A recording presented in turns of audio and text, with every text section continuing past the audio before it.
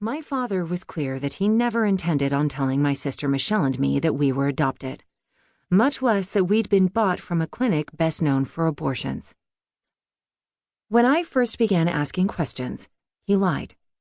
And when I was older, he admitted that he saw no reason to tell us the truth. My parents knew what they had gotten into when they bought two babies, and everything was, in their eyes, best buried deep somewhere. What a way to live, fearing every day that someone would show up at the house and take us from the front yard. Fear and shame are consequences of keeping secrets, especially when you have so much to lose when they can't be contained. My father was angry at the person who told his secret. My mother kept quiet because she was afraid. My parents wanted a baby desperately, and they had heard from my mother's Aunt Alice that they could get a baby for cash in North Georgia. Aunt Alice's friend knew a doctor who was selling babies, and they made their way down there to get one. Nestled in the Blue Ridge Mountains, the Hicks Clinic, which looks today like it did then, is a small, square brick building the color of homemade butter pecan ice cream, the good kind. The simple, clean architectural lines of the building don't hint at what took place inside.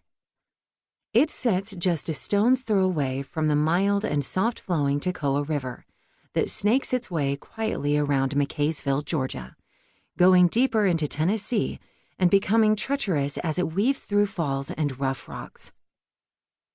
Just a couple miles downstream, it transforms into the mighty Ocoee River, which is known for its whitewater rapids. The front of the Hicks Clinic faces one of the two main roads into the town, just across the street and down a ways from the IGA store that straddles the Tennessee and Georgia line. If you were in the courtyard of the Hicks Clinic, you could watch the trains pass behind the IGA parking lot. Dr. Thomas Jagarthy Hicks planted his building in the heart of Kaysville like you would plant a garden, methodically, one step at a time. The original Hicks Clinic was a house around which he placed offices and examination rooms. When the new clinic was built, the original structure was torn down. In old photos, nothing hints that the original building housed a medical facility or doctor's office. The old structure stood in what's now the courtyard of the Hicks Clinic.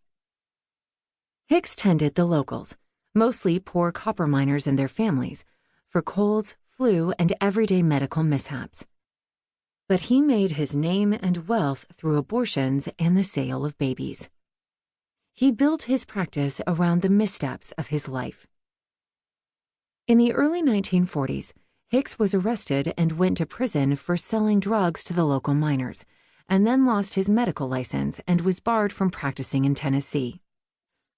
But after his release, the people of Georgia took him in and looked the other way long enough for him to open for business in McKaysville. Hicks was a businessman first. That has never been questioned by anyone who knew him or knew of his practices.